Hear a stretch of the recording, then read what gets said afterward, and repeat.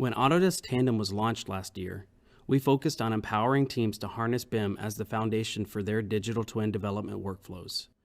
Tandem enables projects to start digital, stay digital, and deliver digital, with capabilities focused on normalizing handover requirements, visualizing data, and automating the development of relationships across assets, spaces, and systems within a facility. We are thrilled to introduce a new set of capabilities allowing Tandem users to incorporate operational data, enabling powerful facility monitoring workflows. Tandem users can now create connections to streaming and event data, quickly understand context by defining relationships with associated assets, spaces, and systems, review charts of time series datasets in order to identify anomalies or patterns over a specified period of time,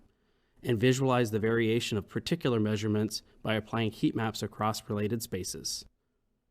With these additional capabilities and more to come, we will continue to extend the value of Tandem by providing actionable insights in order to improve building performance and deliver operational excellence.